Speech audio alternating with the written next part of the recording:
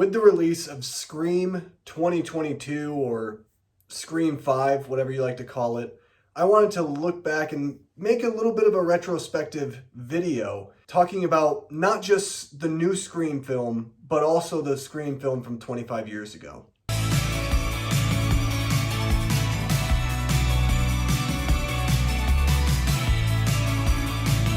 Scream is a franchise that is well beloved. It is one of the best franchises horror has to offer, and it's been a long-lasting staple in the not only horror genre, but also the slasher genre over the past 25 years. And the reason for it is because this is a franchise that evolves along with the genre itself. This is a franchise that we know is all about the meta.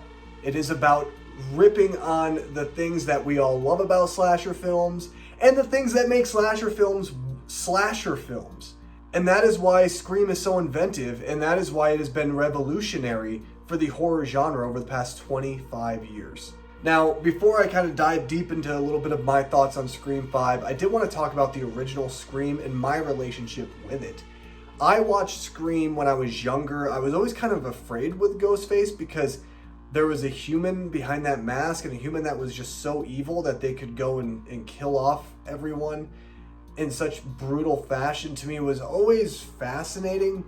It was never my favorite horror franchise or slasher franchise because, obviously I love Michael Myers. I'm a huge Halloween guy. But what I loved about Scream was that there was a lot of fun to it. It wasn't a film that ever took itself seriously, and it played within the nature and the confines of what we love about slasher films.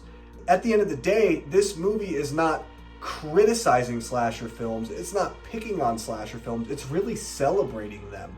It's celebrating the fact that this is a genre that is so beloved and that has had such sustainability over the past 4 decades, which is huge. That is huge. A lot of people undermine the fact that the slasher genre is one of the strongest genres of cinema. I mean, we want to talk about comic book movies. Now, comic book movies have really kind of catapulted over the last 30 years. Well, the slasher genre was the comic book genre of the 80s. You would see slasher movies constantly. There are so many slasher movies for every single holiday that you may celebrate. There are slasher movies that take place during summer camp. There are slasher movies that just really are low-budget independent films that have a lot to say about social circumstances, but it's all inside of the juicy bloodiness of a slasher film. And that's what I love about Scream. It really takes everything you love about the genre and just celebrates it. And Wes Craven himself was a legend. He was a master. He is considered by many the master of horror. I would also say that he is the master of horror. And he was somebody who I think just really understood what makes a great scare, what makes good suspense. Not only did he introduce Ghostface, but he also introduced Freddy Krueger. This was his way to have a tribute to himself, have a tribute to his craft, a love letter to what he was able to do with something so successful like Nightmare on Elm Street. I would even say Scream has longer lasting legs than something like Nightmare on Elm Street. And the reason for it is because it's something that is universally celebrated because of the meta-ness of it. Because you have characters within the story that are setting you up with what is actually happening in the film, and they play the role of the audience. That's why Randy works so well in the first 2 Scream films, and in subsequent films to follow, they've always had a character that is kind of basically told the plot of what happens in the next installment of said Scream movie. And I think that plays really well into the nature for the Scream franchise itself. No other slasher series can do what Scream is doing because Scream never sets itself up to be taken seriously. It's supposed to be a fun whodunit slasher film. And the whodunit aspect for all of the Scream films, I think, have been very good. Now, this last Scream film, I will say it is a little bit more predictable, but that still doesn't take away from the whodunit aspect, because I do think that there are a lot of red herrings in every Scream film. There's always a wild card. You sometimes don't know who it could be. And you kind of also go in with preconceived expectations or suspicion on certain characters based on appearance, based on, again, those red herrings that the film throws at you. And I went into this movie kind of thinking that the movie was going to go one way for this new Scream film, especially.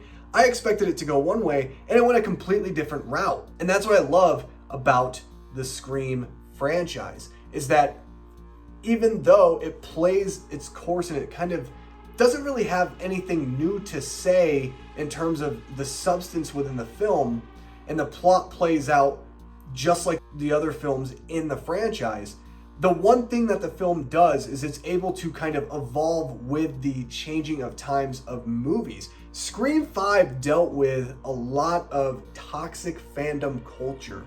We see this with Star Wars. I did a whole video a couple of years ago of how a Facebook group attacked me for my opinion on a episode of The Mandalorian that I still liked, but I didn't love. And this is a movie that basically says, hey, look, we want you to be a fan, but there's a difference from being a fan who respects the craft and also respects the opinion of everyone else. And then there are fans who are simply just douchebags. Fans who simply just feel like their opinion is all that matters, and if you think differently, well, then you're not a true fan. And I love that about this new Scream movie, because it really shows the evolution of what we're dealing with during these times. I went in very skeptical about this movie because I wondered, will this movie, this new film, will it work? Because 25 years ago, that premise of, that meta, the way that the film kind of marinates, the way that the movie sets up the entirety of the story by having characters within the story tell us the plot of the movie and play along with this idea that they're in a movie, that worked at the time. But does it still resonate 25 years later? And I will say, yes, it does. Because this movie is able to have different steps. It's able to take legacy characters that we love so much, like Sidney Prescott, like Dewey, like Gale Weathers, and then put them along, sprinkle them in as supporting characters for these new main characters who I actually found to be pretty compelling. I actually kind of liked some of them. Some of them I didn't like that much. I kind of found them to be annoying, but there were a couple really good new characters in here that I actually think that I'm excited for where the future of this franchise is going to go. And I love the fact that these legacy characters coming back, they do give them something to do. And Dewey specifically is the highlight of this film. I think David Arquette is phenomenal in this movie. I think he gives the best performance overall. But what I love is that they have a direction and some type of semblance to pass the torch and move forward without the legacy characters. And I really appreciated that. So this isn't much of a review on Scream 5. If you want to see my full review, go check out Letterboxd, go follow me. I talked at length about what I liked about the newest Scream film, but I just really wanted to make a video talking about, the retrospective angle of 25 years of an evolution of one of the most beloved franchises of all time. And I'm looking forward to what they're going to do next with Scream 6 or whatever it's going to be called. And I really think that this requel that they made did do the franchise justice, and I think Wes Craven would have been proud. It really felt like something Craven would have had his hand in. Rest in peace to Wes Craven.